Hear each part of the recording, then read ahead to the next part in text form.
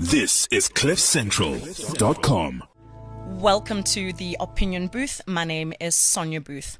Imagine your son being 2 months premature and neither of the parents having the chance to hold him for the first time at birth, as he is taken immediately to an NICU. Imagine him spending months in hospital, being subjected to blood tests almost daily, leading to 8 blood transfusions, numerous misdiagnoses to botched operations and procedures. And nearly 15 months later, by divine intervention, you finally manage to get a second opinion. Arrangements are made for an air ambulance to transfer him from a Johannesburg to a Cape Town hospital. Within a few days, he gets a positive diagnosis. He starts making progress, shows improvement, to a point where you start making arrangements and preparations to take him home for the first time in his life, only for you to end up holding your child, watching them take their last breath at the tender age of 15 and a half months. His short but entire life spent in hospital. My guest today is a father who bared his soul in a book titled Lessons from a Rainbow Unicorn, a real-life story of a father's loss. Fred Platt, welcome to the Opinion Booth. Thank you, Sonia.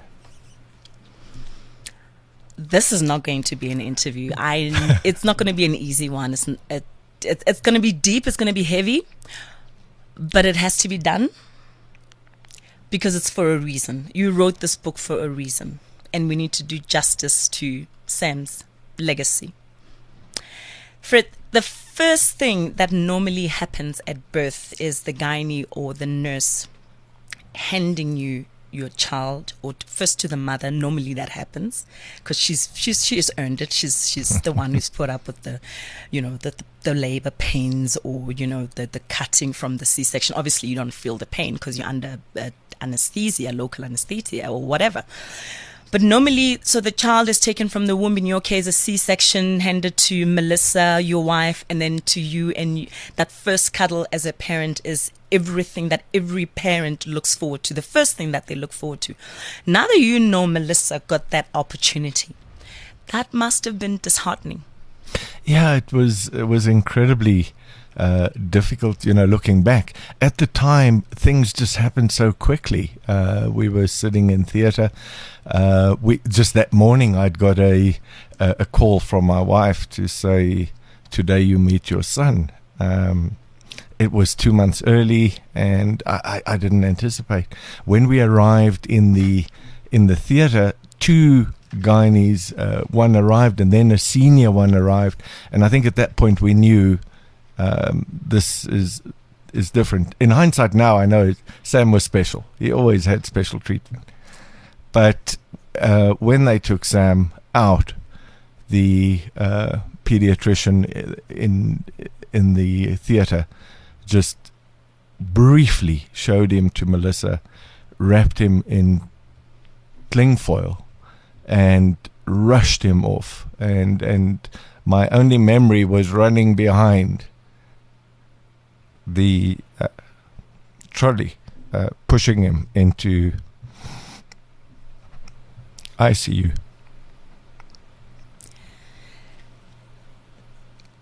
Your book is full of goosebump, gut-wrenching moments, but the phone call you received from Melissa at 3 a.m. warning you to make your way immediately to the hospital in Cape Town made my heart sore for you. Because I can only imagine what you were going through. I mean, you were in Joburg at the time when you received the call at 3 a.m. and you rushed to the airport. You got to the airport at 4, only to wait for the ticket sales office to open at 6. A whole 2-hour wait, and ironically for a 2-hour flight. So in that 2 hours that you had to wait for the ticket sales office to open, you would have been in Cape Town. That must have been the longest 2 hours of your life. Yeah, I think it came off such off a high, because I'd flown up to Cape Town the day before for some board meetings, and we were taking Sam home. We'd been given the go-ahead that Sam was coming home in a week or two's time. We'd been running around Cape Town trying to get apartments ready that would accommodate him. And I flew back, and I still had a wonderful FaceTime. It was our thing. The night before he went to sleep, and 3 o'clock I got that call. And it was so almost unreal. It couldn't be. And just almost mechanically got dressed and rushed to the airport, only to sit there and wait. And I think this was one of the big things, for me, my son was dying. For the rest of the world, life carried on. And for 2 hours I sat there, eventually got a ticket. I went and sat in the lounge and waited, and of course tears were just streaming down my eyes. But the longest 2 hours was on the plane, because I had no phone. So during that period I could still talk, but for the 2 hours that I was on the flight, there was no communication. And I didn't know when I arrived in Cape Town whether Sam was still alive. But he was, and he'd waited for me. Part 2 of your book speaks of the lessons from a rainbow unicorn. The first one, being a dad.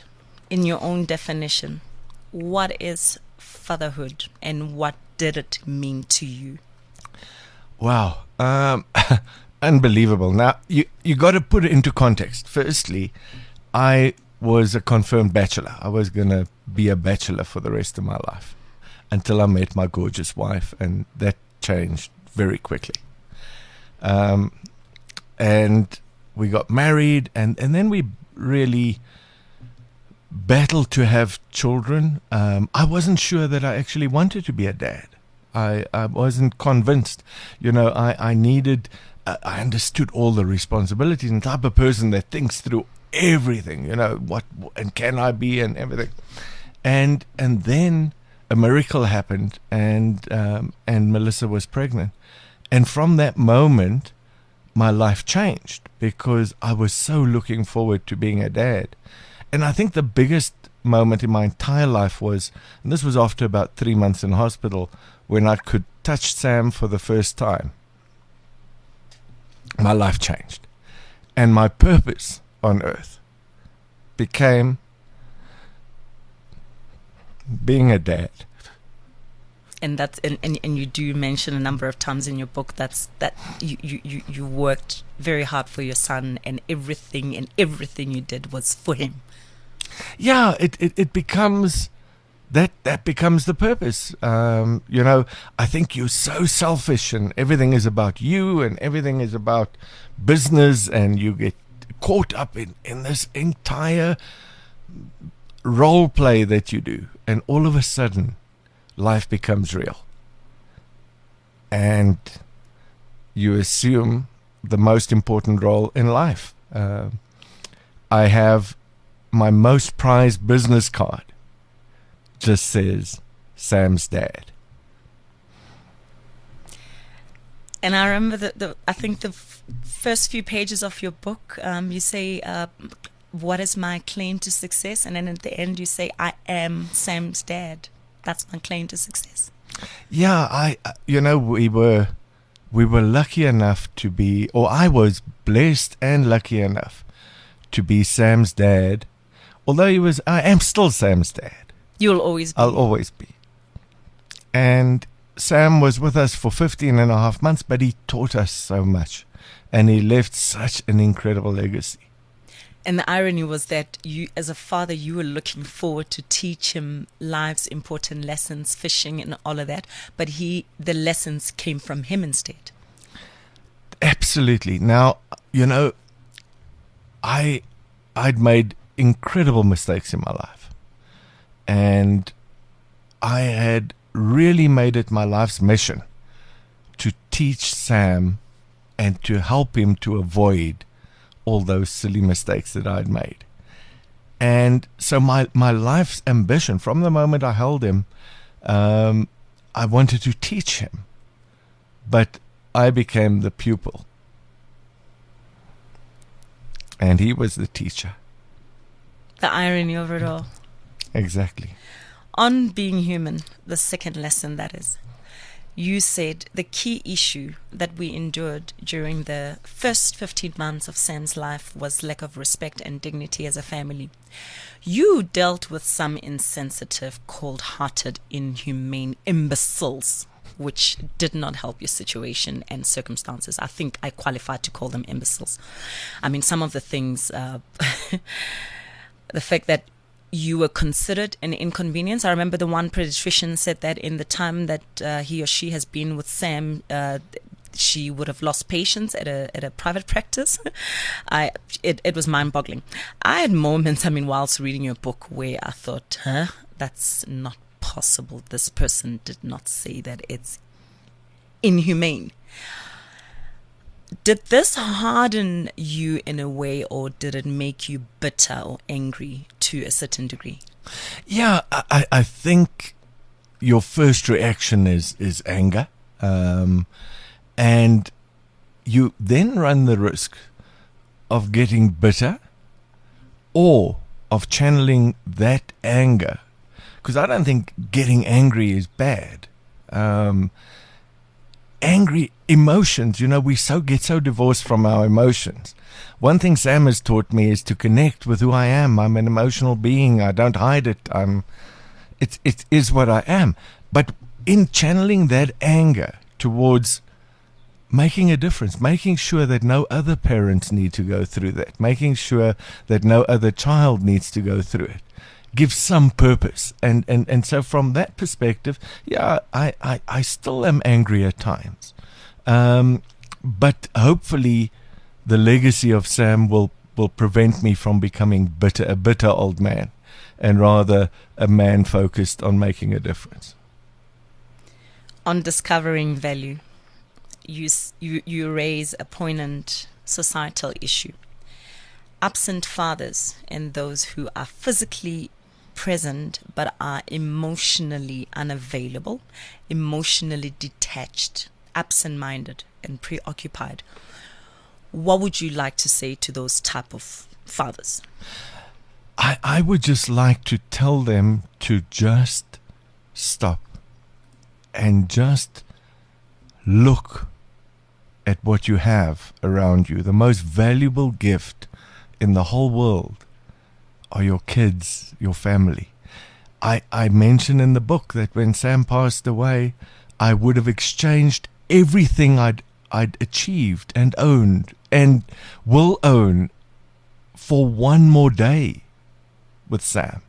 And yet there are fathers that are so caught up in what they're doing, and we justify it to ourselves. We justify that it's in the best interest of our kids and our family and whatever. It's not. They need you. And all I can say to you is, if I had half a chance to just give my son a hug, it would be the most amazing thing in the whole world for me. Things that some of us take for granted. You let your child out of the house in the morning, without even saying good morning to them, or you don't even give them a hug. And here you are sitting saying you would give it all just to hug something as simple. I say simple, inverted commas, but it's not simple. It's something that to be valued. It is where real value lies. And it's something that sadly I never understood until I lost it. And hopefully, if there are fathers listening, they don't need to get to where I am to regret, but they can just be there and just spend their time and just engage. On loving thy neighbor, what is the worst thing anyone can say to a parent that has lost a child? The absolute worst thing. There's so many. But I think the worst thing that you can say is to try and justify why they lost their child, or there's a reason, or whatever, because there just isn't. There never is. And the best thing you can do is when you're with a parent who's lost a child, is just to admit that you don't understand, and just to be there, just to be present, and just to say, I'm with you. Because that is it. You get so many comments about why and how, and Sam's in a better place, and this is it. He's not in a better place. His better place is in my arms. And you also mention in your book something which a lot of people do, and I think it's a mindset that needs to change. You mention in your book that you sometimes hear of people having a conversation that you are getting punished for your past sins, which is, it's ridiculous that people think that you have a sick child because you are being punished for your past sins. Yeah. Human beings are disgusting.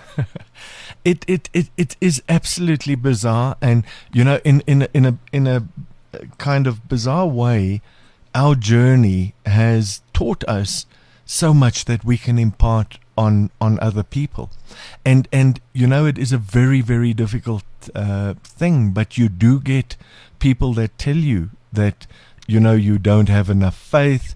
It's sins of the past. It's whatever it may be. You've been cursed, or whatever it is, when in fact, all we did was just trust and believe, and just wanted to give our boy the best possible that we could. There's a lot of people that you describe or make mention of in your book that I would personally have been very happy to go and put in their place, because you've dealt with some insensitive people. I mean, I remember the story you related when you were trying to get lessons or a demonstration for the hospital bed for your son, that you could only have that demonstration in the reception area because the lifts at your apartment did not work. And then you had this bimbo who said to you, I don't care about your son, just finish already. How do you even begin to forgive and ignore such people? Because unfortunately, they do exist amongst us. It's bizarre. The incident you're referring to, we had to buy a very special bed for Sam to come home, and this bed we needed to see a demonstration, but the lifts were not working, and it's a pretty big operation, and they couldn't get it up to the 6th floor. So they said just a half an hour quickly, they'll do it in the reception, because that was the only place there was power. And the lady in question just said, there's no way, you don't do this in the reception. And I tried to explain to her that my son was really chronically ill, and that we were hoping to get him back, and that we would promise to be just a few minutes, and we tried to push it to the side, and the response was, well, I don't care about your son. And I think it kind of struck me that as a society we've actually lost our heart. I often use the hashtag, when sometimes you get people who suffer from verbal diarrhea, and sometimes they would just tweet or post like stupid things that reveal how really stupid they are. And I often use the hashtag till it happens to you. And that normally works. You would get somebody tweeting, why was she wearing a short skirt? Why is she surprised that she got raped? She was wearing a short skirt, or she was walking along at night. My only response to such I was gonna swear, but let me not, because I'm trying to be a lady. I never say much. I always just hashtag till it happens to you. And normally that gets people to think, because sometimes that's all it takes for you to actually put yourself in that person's shoe, as inhumane as you might be at the time, to think about the fact that it can actually happen to you. But of course, we live in a society where people sometimes think they are immune to certain things that happen in life, forgetting that this is life and karma is a bitch. I just swore. Sorry. Pain brings us together. That's your fifth lesson. You said, what I learned in the last week of Sam's life in a strange way was that a person has not fully lived until they have experienced true pain. That is profound. Yeah, Carl Jung said that all life is tragedy. And if you don't know that, you have not lived. And in a bizarre way, a side opens up to you when you've been through tragedy that exposes a part of life which otherwise you would not have seen and not been able to live, and certainly you would not be able to engage with someone who has been there unless you've been there yourself. Lesson number 6, that is our reason for living. You said, in life, the only thing of true value is our relationships with the people around you and the legacy that you leave behind. You and I and thousands of other people that have followed Sam's footprints know that he will live on and his legacy will continue to thrive.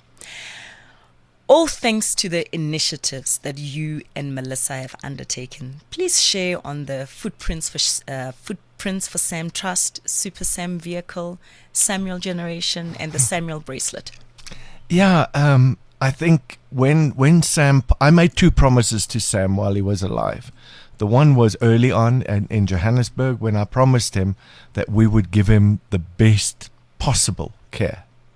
And the second one was when he died in my arms. I promised him that his life and his death would not be in vain, and we would protect his legacy. So we launched a trust called the Footprints for Sam Trust. It took us a while because the first thing that was most important was governance. So we put up an incredibly big governance structure and made sure that Sam's legacy would never be in question, because for me that's the most important thing.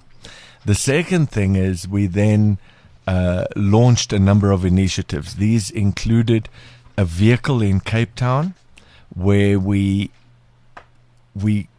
made sure that parents of terminally and life-limiting illness kids can get to the hospitals, because we saw kids there that were dying and their parents didn't have bus fare. So we launched this vehicle. It's already operational, and we're so proud. It's called the Super Sam vehicle. We also found that parents went home, and very often they'd get home to an empty house and there would be no food. So we launched an initiative called the Bucket Initiative, where we have a food bucket, a bucket of love, which is just cuddles in a bucket, and then we have a bucket of toiletries for the mother and the child that we deliver. We also have a support group called SAM, which meets once a month, where we deal with parents that have either got terminally ill kids or that have lost kids. And then we do a lot of advocacy work. So we started the Samuel Generation of Healthcare, and we make sure that doctors are engaged in this relationship, that parents are engaged, and that we start understanding that when we're dealing with a child, we're dealing with a community. In our instance, we always say it takes a village to raise a child. In our instance, we say it took a child to raise the village. Regarding the Samuel Generation, reiterated the importance of having the parents involved in the multidisciplinary committee per se. I mean, this is a group of medical personnel, the nurses, whatever. It's like a team that would have to congregate in a room to discuss the, what do you call it, the plan forward in getting your son the treatment that he needs. Please explain the importance of that, because a lot of the medical professionals, I mean, you mentioned something that actually made me love your sense of humor. The one instant who I think the pediatrician said to the nurse in a snide remark, I don't recall seeing you down the corridors at medical school, which I found very condescending. They seem to think that they are the gods, and I don't mean that in disrespect. They seem to think just because they went to medical school for 7 years, 12 years, whatever, nobody can tell them otherwise. And I mention this because you were obviously and understandably frustrated at the fact that the first hospital did not want to acknowledge that they were limited and that there was nothing else they could offer Sam. Yeah, I think the important thing to understand is that firstly, as parents, my wife, Melissa, spent every day at Sam's side. She was with him 12 hours a day. She watched him. She knew him better than anybody else. Secondly, the nursing staff were they were the ones that really understood the situation. The doctors very often would arrive for 3 or 4 or 5 minutes, move on to the next patient, and that would be it. So what we advocate for is for a multidisciplinary team. Firstly, you're dealing with a human, and that human has got an ailment, but it's also got a heart, and it's got a family, and it's got a soul, and it's a little boy growing up, and it needs to be stimulated, and it needs to be loved, and all of that. Secondly, so it's not only about treating the symptom, it's about creating an environment within which that child can flourish. It's about all the secondary and ancillary things like physio and neurophysio and teaching him to feed and teaching him to be a child. And then, of course, the role of the parent, because there's no one on earth, and I will challenge anyone, that knows their child better than a mother. And when you disregard the mother in that process, you are really just losing it out, because I don't care how many years you spent in medical school, the mother has a connection to that child that on every occasion Melissa knew before anyone else that there was a problem with Sam. Because I remember there was an occasion where you both noticed that he was changing skin color, but one of the nurses didn't even want to acknowledge that in their mind Sam was still okay. But you, as the parents, knew your child so well that you could see that he was not okay, and it turns out actually it was life-threatening. It was. In that particular instance, Sam had contracted a horrible superbug in the private hospital. And we were aware, and we were saying, and they were saying, look, the temperature is not showing it, this is not showing it. And we were saying, but we can see our boy. And the net effect of that was he was intubated again. He was progressing so well. He went back into ICU. He went back onto a ventilator, and we really struggled. And he had to be resuscitated again. So it was a very difficult time. Sure. Your last lesson number 7, finding your new true north. You said, with Sam's death, all my hopes and dreams were shattered. I saw no future without Sam, and life became meaningless. Your love, admiration, respect, and appreciation for Melissa is evident throughout the book. There's no doubt this helped you to get back on your feet.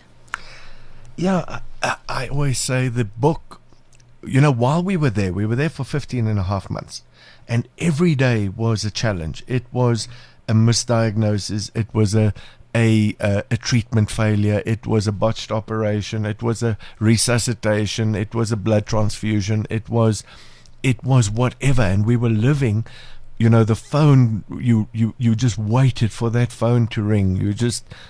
You lived there for that period. And after Sam passed, you kind of have to look back and make sense, and you need to find order, and you need to put this into some kind of where you can make sense of it. So the book was really written for me personally. It was written for me to make sense of what had happened and what I'd learned, and that was really the purpose. So from there, I gave it to a editor one day to say, look, it's just my little book. I always refer to it as my heart on a page. And she read it and she said, no, we have to publish this, because maybe it'll help other people too. Well, how can we help? How can we get involved as society, as human beings, actively involved in all the initiatives and projects that you are pushing forward for Sam's legacy? Well, there's, we have. Firstly, I'll tell you that the support of society and people for what we do gives us strength to do what we do. I have a most amazing wife in the world, and she's turning healthcare upside down. So she's, so just the support for her. But practically, we have a number of initiatives. We have the vehicle. And the vehicle is oversubscribed, so we need to roll out more vehicles, and that just restores dignity to the family. When a child dies, that the family can just get into a vehicle. They don't have to get into a taxi and drive home and pretend they're okay. We can take them home with dignity, and we always say it's a special chauffeur-driven service for families. They get treated better than the Queen of England in that vehicle. I love that. Then we have the bucket initiatives, and and the big thing we're driving is a data initiative where we want to be able to put a device in the hand of the family and a device in the hand of the child. I could FaceTime my child. I had data, and in the book I think you'll read about some of the challenges that some of the families had, not being able to make contact. Exactly. Here you are as a terminally ill child, and you don't have contact with any of the family members. I mean, the story that you mentioned is of a relative in Transkei, but luckily one of your friends was generous enough to fly the uncle to go and visit the nephew who ended up dying 2 days later. Yeah, it started off with me walking through the ward, and this youngster shouted, "Sister Booth, I want airtime." And I thought, being who we are sometimes and not understanding, I thought, what does this little boy want airtime for? He's in hospital. He should be lying there getting better. And the sister reached into a pocket and gave him money. And I went to her and I said, what was the story? And she said, he has no family. His grandmother brought him from the Eastern Cape to Cape Town. She died in Cape Town. He is alone. He only has an uncle in the Eastern Cape, and he uses airtime to connect. We flew his uncle in, and they asked him to stay for another day, and the little boy passed away, but in the presence of his uncle. Fred, thank you so much for your honesty, for sharing your truth, as difficult as it was, and bearing your soul. I have no doubt Sam is smiling down on you and Melissa for being such incredible parents, and him knowing that you did your absolute best. Reading your book, I can tell you as a parent myself, there is nothing else anybody could have expected from you. There is not much more you could have offered Sam. This show is dedicated to Saint Samuel John Frederick, aka Rainbow Warrior, aka Madoda. aka Sipho Platt. My humble opinion, after all, this is the opinion booth. Embrace every moment with your child and realize how blessed you are to have been chosen as a vessel of life. Every parent wants the best for their child. We want to work hard to afford the best and that life can offer. But what your child really needs and wants is your time, unconditional love, attention, affection, and dedication. Aspire to inspire before you expire. This is CliffCentral.com.